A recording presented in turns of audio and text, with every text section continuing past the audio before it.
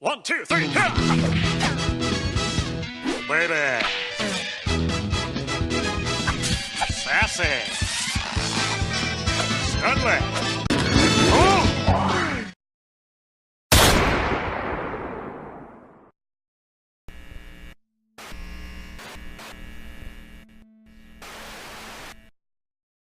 If you are a kid of the 90s, welcome. You are my people.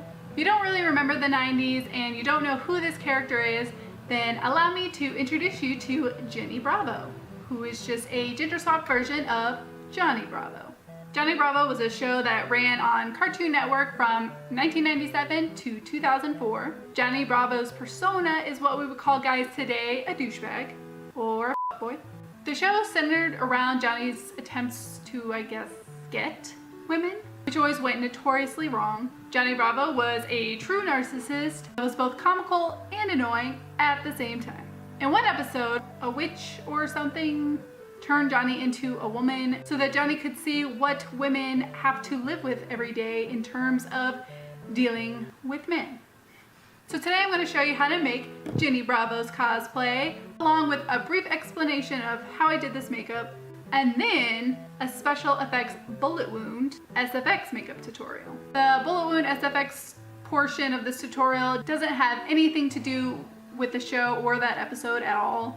These 90s cosplays are just really easy, so I thought I'd add a gory twist to make this entire series of a 90s horror story. So grab your coffee, grab your cosplay supplies, and let's get started.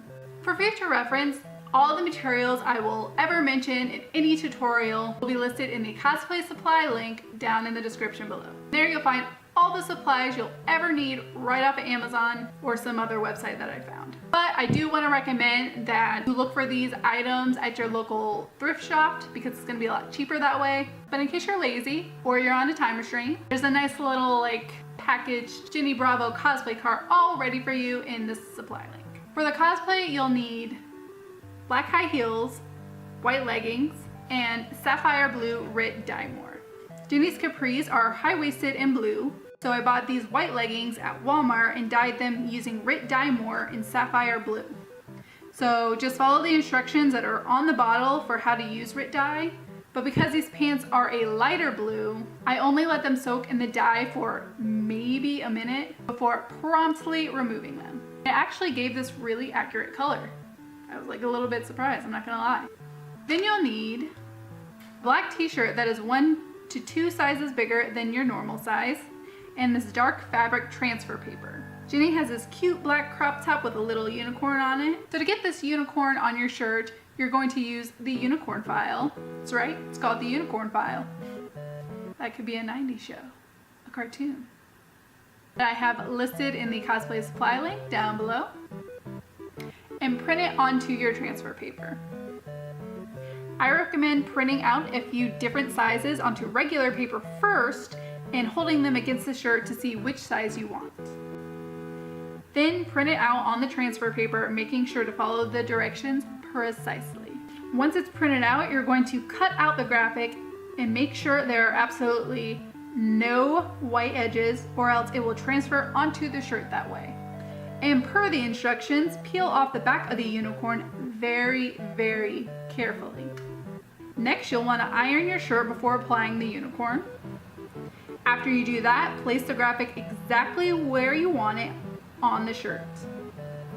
I suggest directly in the center of the chest, since you will be cutting the shirt into a crop top later and possibly cutting the neckline. Place the parchment that comes with your transfer paper entirely over the unicorn. Then use both hands firmly and iron over the entire graphic for about a minute straight. If you've used transfer paper before, then you know that normally you have to flip the image so that it's mirrored and then iron it on backwards so that it comes out the right way. But with dark transfer paper, you're actually just going to print out and apply your graphic exactly how it looks. Does that make sense? Once that cools down, you're going to cut along the left seam of your shirt. Go up about halfway or a few inches below the unicorn. Now if your shirt is big enough, you can always just loop it into a knot on the side. But Jenny Bravo's shirt is actually tied to the side, like with these little things. So cutting the seam will enable you to double knot it and have those loose strings on the side. And again, since you're wearing a bigger t-shirt, you may be able to just pull down one side of the shirt, roll up the sleeve, and bam! You have this cute Jenny Bravo off the shoulder crop top. But just in case your shirt's neckline is a bit higher, all you have to do is cut from shoulder to shoulder about halfway to get the droopy off the shoulder effect. And now the only thing that's left for the cosplay is the earrings. For this, literally all I did was take scrap craft foam, fold it in half, and cut out a triangle. Then just cut that in half and you have identical triangles. Kind of. Then all I did was mix dark blue and white and paint the earrings with acrylic paint that you can find at Walmart for 50 cents each. Her earrings might be purple, but I made them to match the pants, so whatever. Then I took these little loop earring pieces that I took off some old cheap earrings that I had, poked a hole through the craft foam, and bam, got some weird Jenny Bravo earrings. Now for this makeup. I'm not going to go into great detail on the makeup because it's all going to be covered up by the last part of this cosplay anyway, which is the aviators. I just put on foundation and colored my eyebrows. My eyebrows are naturally thin anyway, but I suggest you making your Jenny Bravo have thinner eyebrows since that's what the cartoon looks like. You can achieve this by using the eyebrow blocking method, which I went over in my Harry Potter tutorial. Then I just did a gradient smoky eye because it seemed fitting for her character. Do a small winged liner and add some coral lipstick, and bam! Put on your aviators and cover the whole thing up. Now, the hair is gonna be the fun part.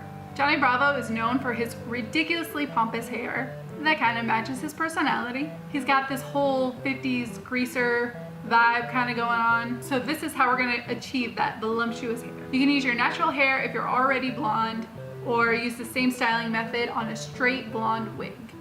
So take a comb and take a super thin section of your bangs and start teasing your hair by starting towards your scalp and brush downwards. Do this and work your way up until your hair is sufficiently teased. Do this layer by layer to add more and more volume to your little. You'll also want to use that comb to smooth out the frizzies and get the poof to look nice and neat. Then take your little masterpiece and bobby pin it in the middle of your scalp so that it sits nice and high.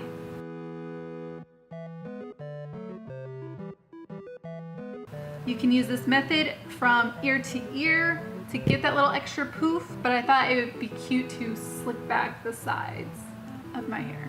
So I did that by just spreading some gel on either side and brushing it back with the same comb. Then just bobby pin the sides to make sure it really stays in place. And that's it for the cosplay, the hair, and the makeup. And now for the SFX Bullet Wound portion of the tutorial. As I said, there's no rhyme or reason for this particular look, besides the fact that I love SFX makeup, and because I thought it'd be cool to make it look like a bullet went through Johnny Bravo's iconic glasses. So I initially bought these aviators with the intention of damaging them, but I actually really like them. So I'm just going to use an old pair to show you how to do the bullet wound. To achieve the bullet wound look, take a soldering iron, calm down, they're easy to find and not that expensive, and slowly work around the circle to give it that charred look. For the forehead bullet wound, what you're going to do is this. Shovel out some of the scar wax using a palette knife or a freaking spoon because the stuff is tough. Then roll that into a little pea-sized ball and place it on your forehead. You want to make sure it is a small bit of wax and not a huge chunk, or else it's going to be really hard to smooth out. Next, you're going to want to blend that into your forehead. So I recommend using olive oil on your fingers to prevent the wax from sticking.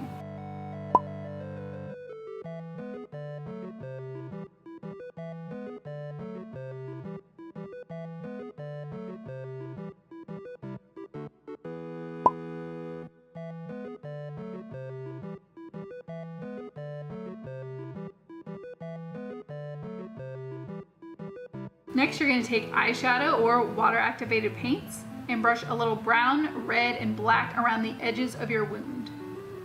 Then you'll need Midnight Scab blood for the center of your wound. And heck, throw some on your messed up sunglasses. For finishing touches, you'll need some stage blood, or you can actually make your own fake blood. And use that to drip blood from your bullet wound and under your sunglasses.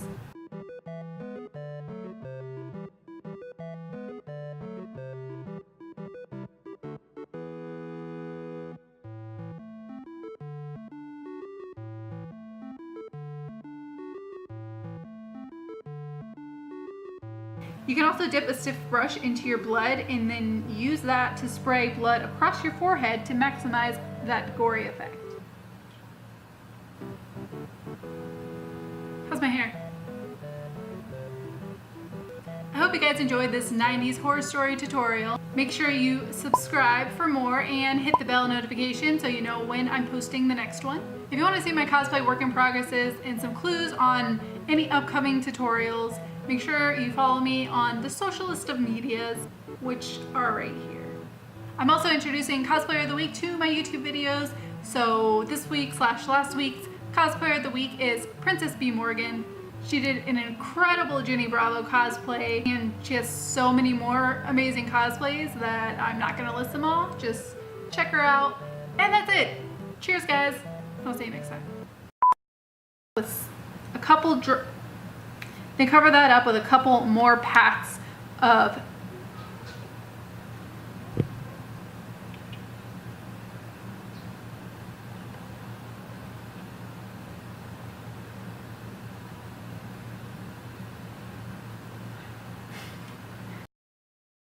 One, two, three. Wait there.